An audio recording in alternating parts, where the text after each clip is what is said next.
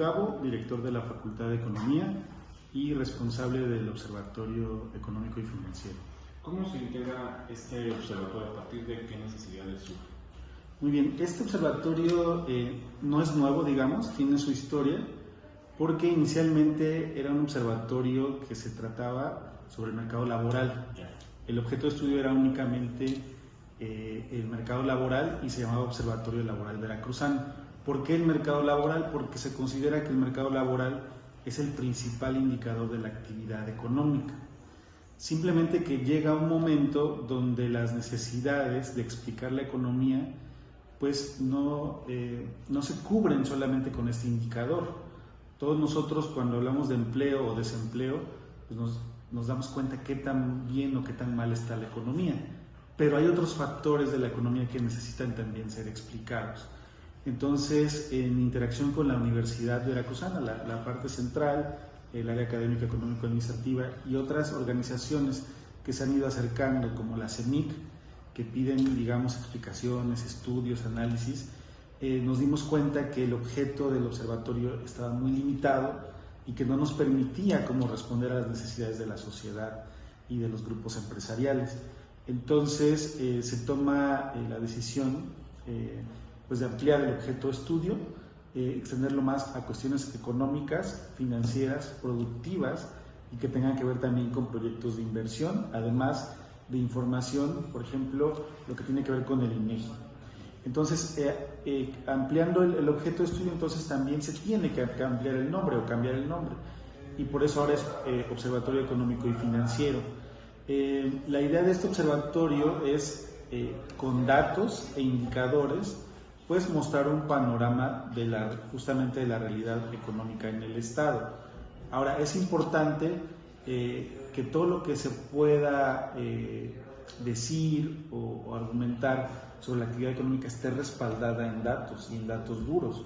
Entonces, la finalidad de este observatorio es ir construyendo indicadores para que toda la población tenga acceso a ellos, y entonces con datos, con indicadores y sobre todo a través del tiempo, justamente se puede analizar la dinámica de la economía. El económico y financiero está integrado por académicos, estudiantes, no solamente de la Facultad de Economía, tenemos académicos del Sistema de Enseñanza Abierta Jalapa, Veracruz y de otras entidades académicas. En particular de la facultad tenemos académicos de Economía y de Geografía.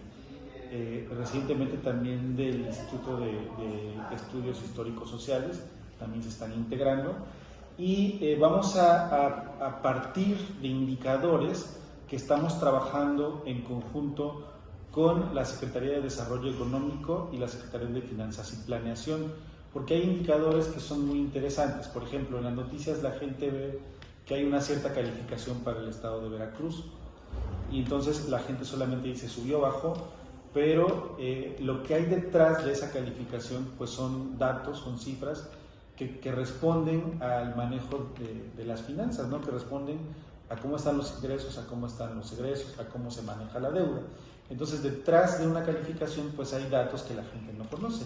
La intención del observatorio es que los vayamos siguiendo en el tiempo y que la gente pueda saber de dónde surge esta calificación, ¿no? ¿Con cuánta periodicidad se van a publicar esos? Bueno, idealmente nosotros estamos planteando trimestralmente, porque digamos es un periodo en el que la información se puede consolidar. Sin embargo, hay indicadores como los del mercado laboral, que esos sí los tenemos calculados mensualmente porque son datos IMSS. Entonces, el IMSS nos presenta datos a mes vencido. Por ejemplo, ahorita estamos a 22 de septiembre, tenemos datos de agosto. Entonces, el IMSS nos da sus datos, o más bien en su página los publica, son datos abiertos, y con eso nosotros calculamos la masa salarial y el salario base de cotización. Si una persona común dice mi salario base es alto, porque ese lo puede ver en su hoja de ingreso al seguro o cuando va a darse de alta a la clínica, entonces puede, o bajo, ¿no? Salario alto o bajo, puede decir es que la economía anda mal. Por eso es un indicador tan importante el mercado laboral, porque el salario nos indica muchas cosas.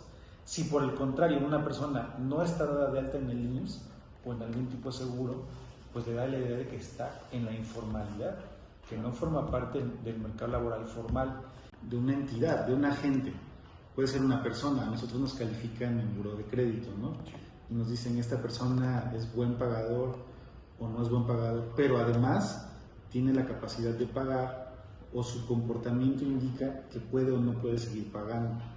En el caso de los gobiernos, lo que hacen las calificadoras es hacer proyecciones de cómo están siendo manejadas las finanzas públicas, porque ellos proyectan si en el futuro se prevé que no va a tener dinero un gobierno porque quizá está gastando de más o porque quizá los ingresos que planteó no son los que realmente van a llegar en un momento dado. Entonces esa calificación es la que o más bien en esa calificación se refleja ese manejo de las finanzas.